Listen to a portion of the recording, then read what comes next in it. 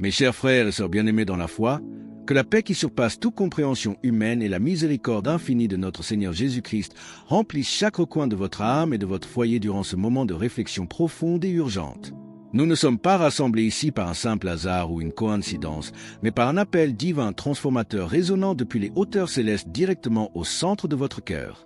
Avant de plonger dans les profondeurs de ce message urgent que le ciel a préparé pour chacun de nous, je vous demande avec humilité d'ouvrir votre esprit à la grâce.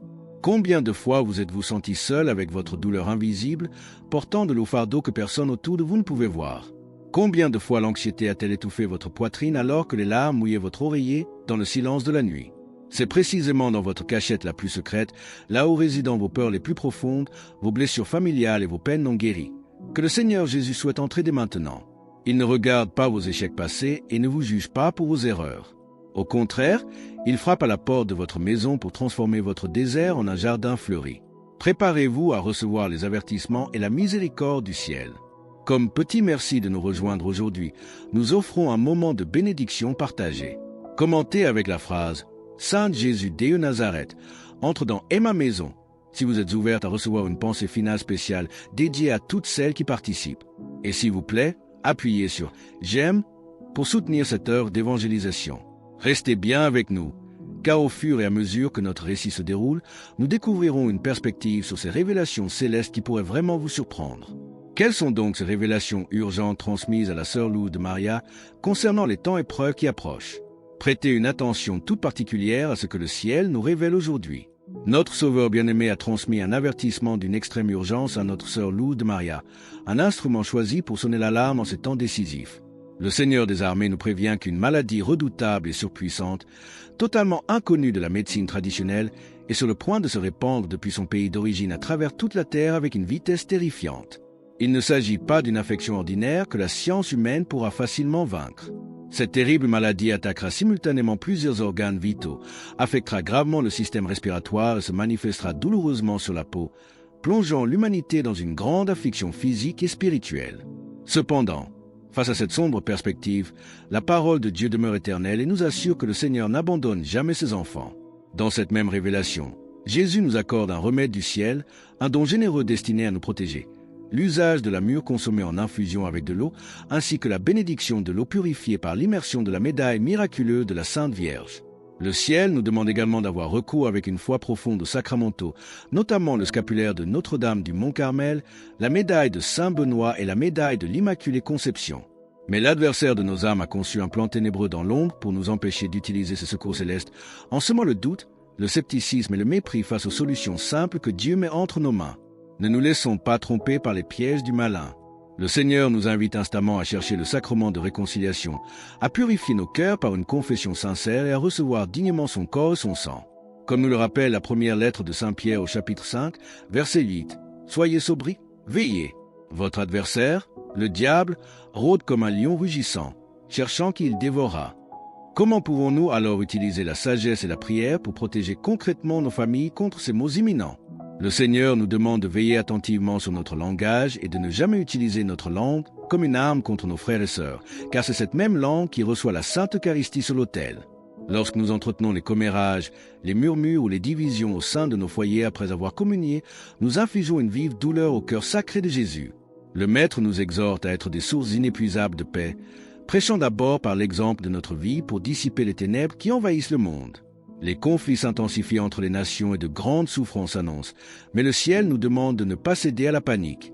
Si ce message touche votre âme et que vous souhaitez proclamer votre volonté de garder la foi vivante, inscrivez « Amen » dans les commentaires ci-dessous. Ne remettez pas à demain la décision de transformer votre existence sous le manteau protecteur de la Vierge Marie. Pour fortifier vos foyers, recourez également avec respect à la dévotion envers Saint Joseph. L'huile consacrée à Saint Joseph, utilisée avec foi et discernement, sert de rappel de la protection de cet homme juste, humble et courageux qui a su veiller sur la Sainte Famille. Aucun objet ne possède de pouvoir magique en lui-même, mais la foi sincère associée à ces signes dévotionnels attire la grâce divine.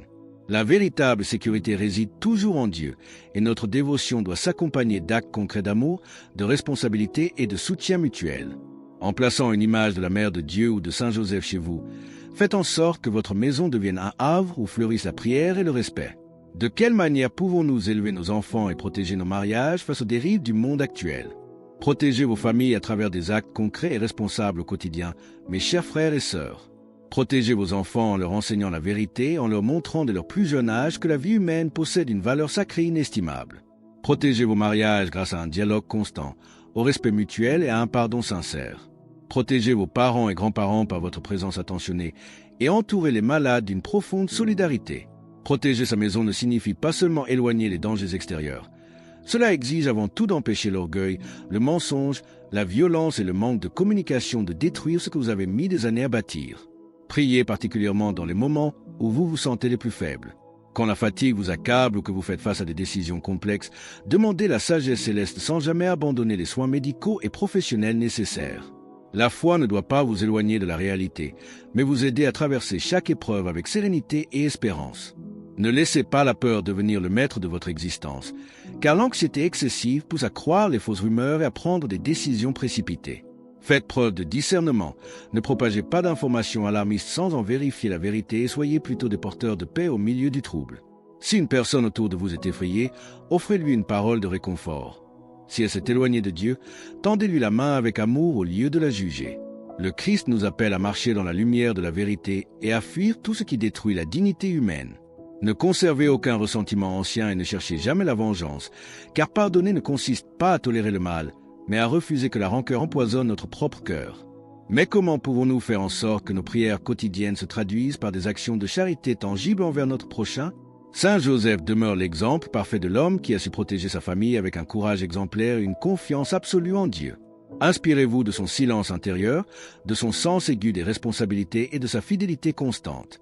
Une famille forte et unie a besoin de personnes prêtes à servir avec humilité, à prendre soin les unes des autres et à partager les fardeaux du quotidien. N'attendez pas qu'un seul membre de la maison porte tout le poids des épreuves. Marchez ensemble, priez ensemble dès que possible, rassemblez-vous autour de la table pour échanger et affronter les difficultés comme un seul corps.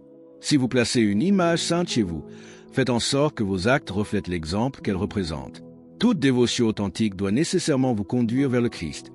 Ne mettez aucun objet ni aucune créature à la place du Sauveur, mais laissez la Vierge Marie et les saints guider vos pas vers Jésus. Priez pour vos maisons, pour les enfants égarés, pour les proches qui ont perdu la foi et pour tous ceux qui ne savent plus quel chemin emprunter. Mais après avoir prié, agissez concrètement selon vos moyens. Une main tendue, une visite attentionnée, un mot d'encouragement ou une demande de pardon sincère peuvent être la réponse directe du ciel à une prière. Comme nous le rappelle l'épître de Saint Jacques au chapitre 2, verset 17, il en est ainsi de la foi. Si elle n'a pas les œuvres, elle est morte en elle-même. Ne demandez pas au ciel d'accomplir ce que vous pouvez réaliser vous-même par la charité active. Une famille spirituellement solide n'est pas une famille exempte de problèmes, mais une famille qui sait recommencer après une chute et pardonner de tout cœur. Comment pouvons-nous instruire les plus jeunes pour que la foi soit vécue dans la joie et la vérité au sein de notre foyer? Placez le Christ au centre de votre foyer, mes chers frères et sœurs, et enseignez la foi aux jeunes générations d'abord par la cohérence de votre vie quotidienne. Un enfant apprend bien plus en observant le comportement de ses parents qu'en écoutant de longs discours. Si vous désirez que vos enfants possèdent une foi profonde, montrez-leur une foi vécue dans l'amour sincère.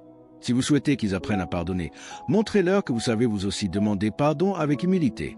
Si vous vous sentez épuisé sous le poids de batailles intérieures que personne d'autre ne connaît, ne portez pas ces fardeaux tout seul. Tournez-vous vers Dieu dans l'oraison secrète de votre chambre et n'hésitez pas à chercher le soutien de personnes de confiance. Lorsque le monde vous incite à l'égoïsme, choisissez la générosité. Lorsqu'il affirme que le pardon est une faiblesse, choisissez la miséricorde. Et lorsqu'il prétend que tout est perdu, rappelez-vous qu'un nouveau départ est toujours possible avec la grâce divine. Ne cédez pas à la terreur devant les difficultés ou les moqueries, mais marchez avec courage et persévérance sur le chemin du bien. Fuyez les voies qui détruisent l'âme et choisissez ce qui produit la paix, la vérité, la justice et l'espérance. Quand vous tombez, relevez-vous sans tarder. Quand vous commettez une erreur, demandez pardon. Et quand l'espoir faiblit, tournez votre regard vers la croix de Jésus. Pour rejoindre notre communauté et ne manquer aucune de ces méditations fortifiantes, pensez à cliquer sur « J'aime » et à vous abonner. Ainsi, nous continuerons à marcher ensemble sur ce chemin de lumière et de sérénité. Mais quelle est la recommandation ultime pour garder une foi inébranlable et consacrer pleinement nos vies au Seigneur? Priez sans cesse avec un cœur pur et sincère, à l'aube comme au crépuscule, dans les moments de joie comme dans les jours de grande fatigue. La prière rapproche notre esprit de Dieu et nous rappelle que nous ne marchons jamais seuls sur les routes parfois escarpées de cette vie. Reconnaître notre besoin de la grâce divine n'est aucunement un signe de faiblesse, mais la preuve d'une sagesse spirituelle profonde qui s'appuie sur le Tout-Puissant. Face aux décisions difficiles ou aux épreuves de la maladie, cherchez les soins nécessaires tout en demandant au Seigneur la sérénité et la force d'âme. Laissez la foi transformer vos attitudes quotidiennes pour que chaque prière soit accompagnée de la ferme résolution de faire le bien à tourneau de vous. Que la présence des sacramentaux et des images saintes dans vos maisons soit le reflet vivant d'un cœur aligné sur la volonté de Dieu, rejetant l'illusion des plaisirs faciles pour embrasser la vérité du Christ. La Sainte Vierge nous tend les mains avec un amour maternel inépuisable pour nous conduire vers la pleine lumière de son Fils. Alors que nous achevons cette méditation sacrée, scellez publiquement cet engagement de foi au sein de votre foyer. Commentez « Jésus est roi ci-dessous » pour proclamer sa seigneurie et placer votre maison sous sa protection divine.